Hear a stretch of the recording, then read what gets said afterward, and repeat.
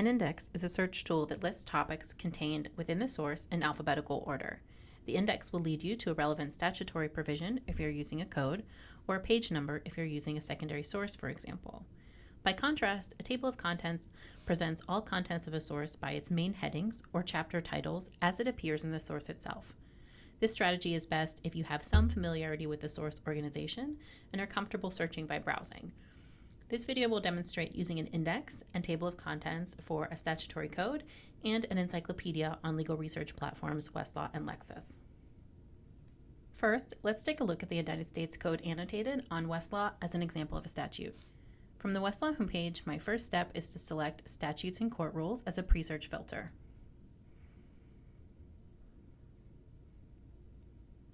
Then, United States Code annotated under the list of federal materials.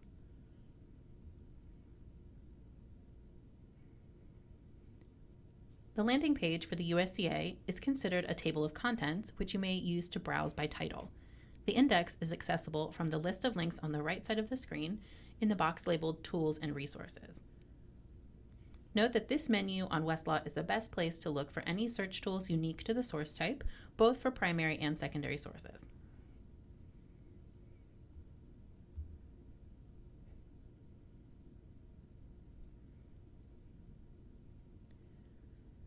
If I'm looking for statutory provisions on the topic of endangered species, for example, I can either browse the alphabetical list of terms by navigating across the top of the page, or use a keyword search in the search bar, which is limiting my search to only this index.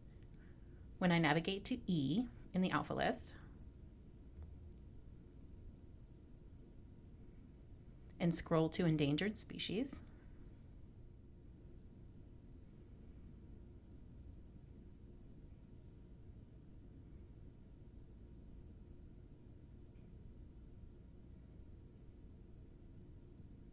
the results you see here present me with more specific terms and specific section numbers in the USCA. From here, you can rely on the keywords you brainstormed in your research plan to help you navigate the index further. Let's switch to Lexis for an example of a secondary source and a look at American jurisprudence. From the homepage, I'm going to call up Amjur by its title.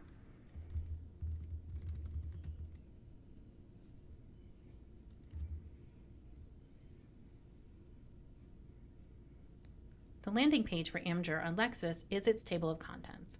So using the table of contents for a source requires some familiarity with this organization. If the source is new to you, you may want to consider another search strategy. For this example, I know I'm looking for general background information on adoption, and specifically the issue of consent to adoption. In a table of contents, I would open the section on adoption,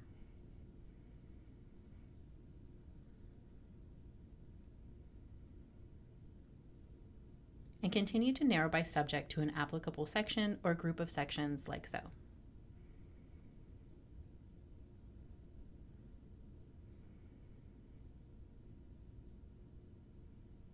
Note that there is no index to Amjur available on Lexis. If index searching is your preferred method of search for a source, be sure to check the availability on both research platforms. Amjur is a good example. An index is available on Westlaw in the Tools and Resources menu for the source, but not here on Lexis. I also want to show you an index to a statute on Lexis because it looks different than it does on Westlaw. So I'm going to return to the homepage.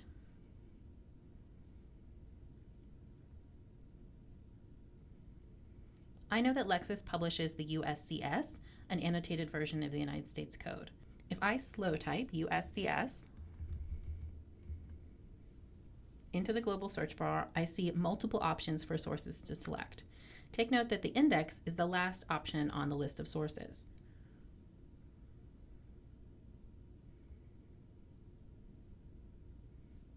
When I make that selection, I go straight to the index. There is no menu available that is comparable to the Tools and Resources call-out box on Westlaw.